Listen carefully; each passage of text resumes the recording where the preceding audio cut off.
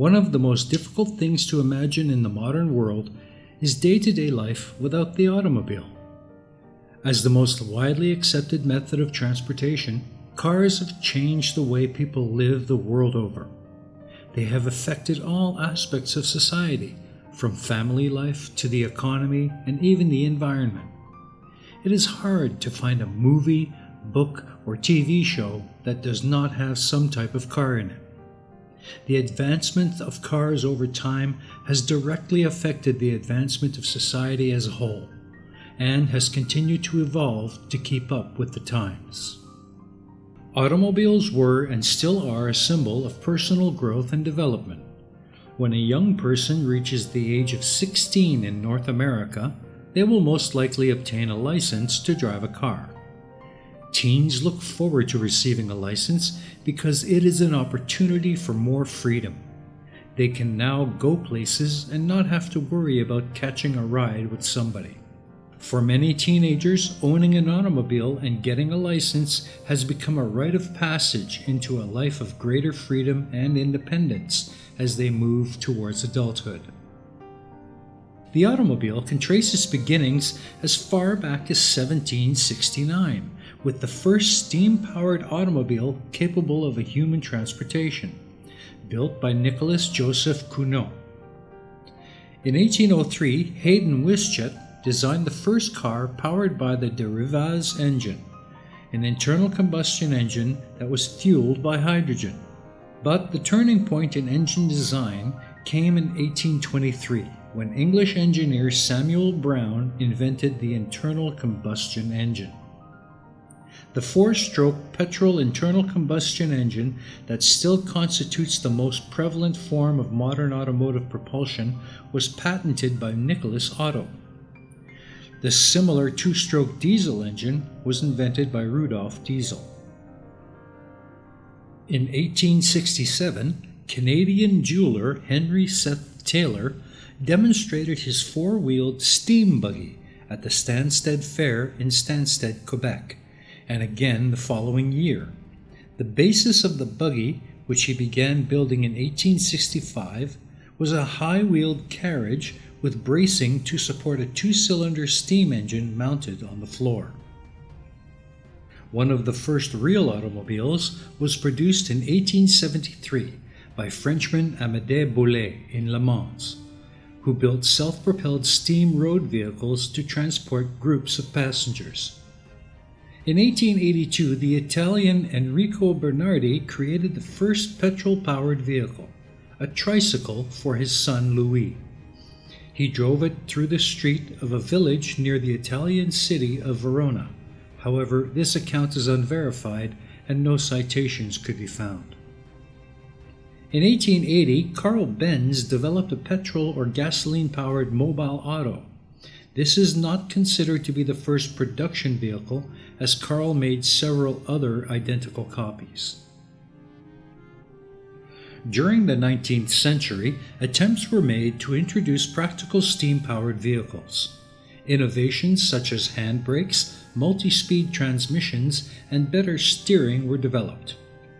Some commercially successful vehicles provided mass transit until a backlash against these large vehicles resulted in the passage of legislation such as the United Kingdom Locomotive Act of 1865, which required many self-propelled vehicles on public roads to be preceded by a man on foot waving a red flag and blowing a horn. This effectively halted road auto development in the UK for most of the rest of the 19th century. Inventors and engineers shifted their efforts to improvements in railway locomotives. The law was not repealed until 1896, although the need for the red flag was removed in 1878. In 1908, the Ford Model T, created by the Ford Motor Company, began production and would become the first automobile to be mass-produced on a moving assembly line. From 1913 to 1927, Ford would go on to produce over 15 million Model T automobiles. The automobile has affected the world more than any other invention in its time. It must adapt to whatever is going on in the world at the time and keep up with future innovations. With the coming of each new year, cars were becoming quicker, more luxurious, and more environmentally safe. It was predicted that there will be 1 billion cars on the road by 2025. The first mass-produced automobile became publicly available in the 1920s. With the development of suburbia, cars made it easier for people to travel in this world, which was beginning to spread out rapidly. In the beginning, automobiles quickly gained fame as the new and fast way to travel and were considered to be a luxury. But thanks to mass production, the manufacturing process lowered the cost to the point where the average American could afford to own a vehicle. Henry Ford's main goal with his assembly line was to make sure that the Model T would be available and affordable to a majority of the public. By 1920, Americans went from owning 8,000 cars to owning 8 million. This was largely in part because of lowered production costs. As people began to spend more time on the road than in their own homes, business-minded individuals such as Ray Kroc took advantage of the situation by opening up fast food restaurants. Ray Kroc bought a 6-restaurant chain named McDonald's and opened up the first modern-day McDonald's in Illinois in 1954. Today, McDonald's can be found in countries around the world. While fast food restaurants had been around since the 1920s, the idea of creating a drive-through restaurant was sparked by the popularity of the automobile. The In-N-Out burger chain built the first drive-through restaurant in 1948. Harry and Esther Snyder, the chain's founders, built their first restaurant in Baldwin Park, California, with a two-way speaker to enable patrons to order directly from their cars without the need for a car hop. Within 5 years, they had added a drive-up window to one of their locations, though not all locations would receive a window. By the 1970s, major fast food franchises nationwide began to install drive-through windows. With more divorces, single-parent households, after-school activities, and women working outside the home, fast food that could be ordered and picked up without leaving your car became commonplace. As soon as automobiles became popular, trains saw a steep decline in passengers. Because of the automobile, the number of railroad passengers decreased 40% by 1929. Today, trains are still mainly focused on cargo. The automobile's first growth phase ended with 1 car per family, but the second growth phase ended with about 1 car per person. The 1960s saw an increase in car registrations of roughly 25 million. Car engineers now focused on making the car more efficient. During this generation, people began to take more pride in their vehicles than ever before. Some people wanted the fastest car, and some wanted the prettiest, but all drivers had one thing in common. They used their cars for fun, and not just for transportation. Drivers weren't the only people benefiting from automobiles. Car manufacturing companies were hiring workers to put the cars together. This created numerous jobs in the U.S. America's landscape was also affected by the automobile. Large trucks were starting to be used in the 60s for mass transit of goods. Highways and interstates were being paved to allow large numbers of truck and car drivers to arrive at their destinations faster, and the interstate highway system was formed. Currently, cars still dominate when it comes to the most popular form of transportation. They have become essential to the functioning of people in everyday life. The average family has at least 1 car and probably spends more on transportation than on food. Aside from the typical sedan or coupe, new types of vehicles are becoming more popular in today's market. In the 1990s, the SUV or sport utility vehicle became and remains popular. SUVs allow for more people and belongings to be driven in the same vehicle comfortably.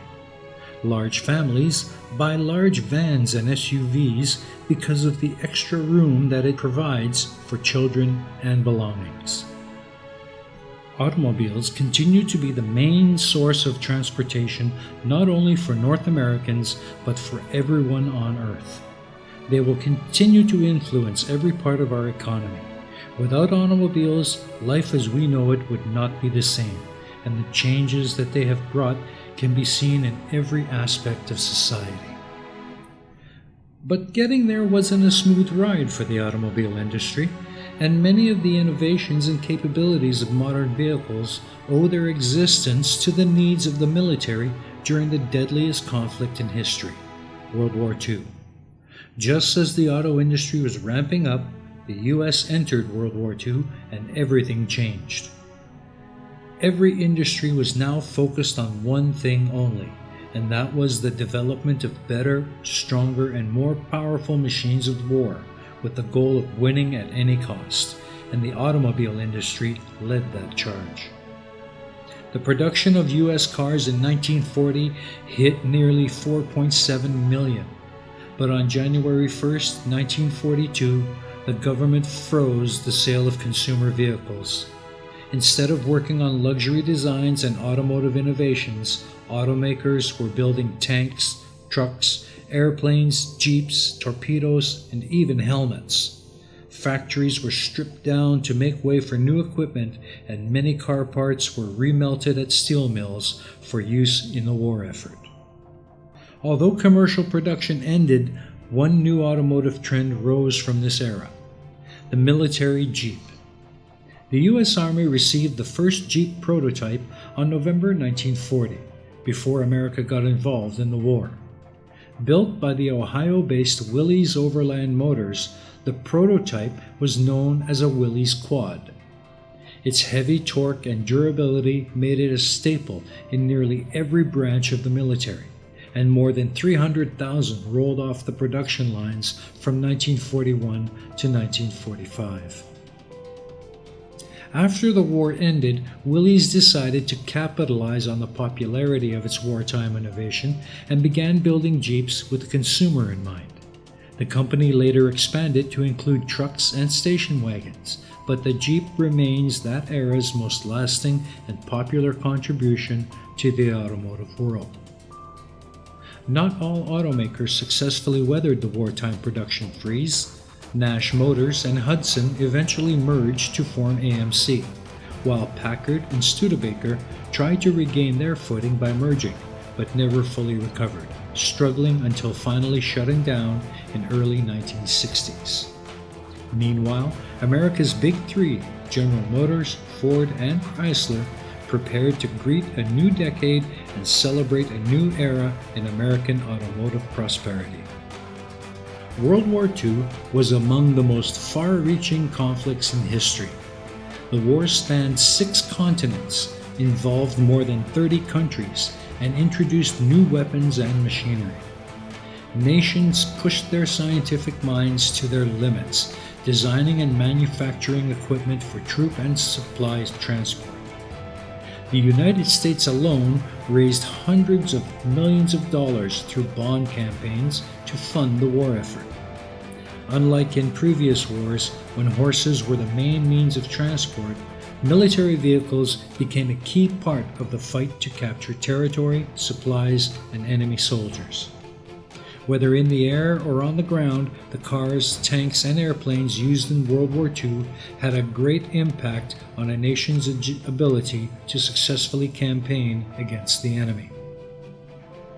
Though the Jeep has been in the civilian world for more than 70 years, it was initially designed as a military transport. At the beginning of World War II, many countries still used horses and wagons to move troops and supplies, including Germany. The United Kingdom was the only nation that entered the war with a full complement of military vehicles, including the Guy armored car and the Bison concrete armored lorry. The United States soon followed Britain's lead when it came to the use of military vehicles and stopped using horses before entering the war. Along with the Jeep, trucks played a vital role in troop transport, maintaining supply lines and serving as fire engines. Most of the trucks were supplied by GMC, which built more than 500,000 2.5-ton 6x6 trucks from 1940 to 1945. This truck, dubbed the Deuce and a Half, was sturdy like a Jeep, but its larger size allowed it to transport more troops and supplies. The Deuce and a Half also carried tons of gasoline to the front lines, enabling Allied forces to continue to advance without fear of running out of fuel. Germany, still dependent on horses at the beginning of the conflict, was unprepared for the speed with which the Allied forces could move troops and supplies. Though they attempted to quickly assemble mechanized transports, they often ran out of gas, which left German troops open to Allied attacks. Tanks first appeared in World War I and quickly proved their worth in battle. A modern take on ancient siege engines, tanks protected troops and served as mobile artillery units, while their all-terrain mobility made them ideal for going over ground impassable to trucks or jeeps. The fact that every country that fought in World War II had tank regiments speaks to their effectiveness. Smaller, lightweight tanks scouted locations for troop movement in enemy territory, while heavier models transported key military personnel in safety. The United States, Britain, the Soviet Union, and Germany had the most advanced tanks during the war. The American M4, known as the Sherman, with its movable turret and 75mm cannon, was lightly armored and maneuverable and saw action in every theater of World War II. Other notable tanks from this era include Germany's Tiger II and Panzer tanks, Britain's Churchill Crocodiles, and the Soviet T-34. In the years leading up to World War II, advancements in aircraft brought aerial warfare to new heights and illustrated the importance of maintaining air superiority. The Messerschmitts used by the Luftwaffe, the German Army's aerial warfare branch, were integral to its victories during the Polish campaign, the invasion of Norway, and the Battle of France. Allied military aircraft like the British Spitfire and Hurricane gained near mythic status after seeing action at Dunkirk and during the Battle of Britain, and helped turn the tide of the war. Japan's B-5Ns, Zeros, and D-3As were used at Pearl Harbor in 1941 in the attack that officially pulled the United States into the global conflict. American planes like the P-51 Mustang and the P-38 Lightning were instrumental as fighters as well as long-range escort planes. The P-38 Lightning was so feared by the Luftwaffe that it earned the nickname Fork-tailed Devil. And then, of course, were the iconic bombers of the Allied forces. They rained destruction on the Axis powers day and night, eventually crippling their ability to continue the fight. Legendary aircraft like the Avro Lancaster, the Boeing B-17 Flying Fortress, and the B-29 Super Fortress, which has the distinction of being the first and only aircraft to drop nuclear bombs on the enemy at Hiroshima and Nagasaki. On May 8, 1945, the Allies accepted Germany's surrender, but even though the war was officially at an end in Europe, it raged on in the Far East, claiming more lives. Japan formally surrendered on September 2, 1945, ending World War II throughout the rest of the world. But the Allied forces owe much of the victory to the innovations and industrial power of the automobile industry that provided the vehicles that drove them to victory. It is only fitting that we remember them the next time we hop in our cars to go shopping or take the kids to school. An estimated total of 70 million people perished in World War II. They were the people who suffered the pain of progress.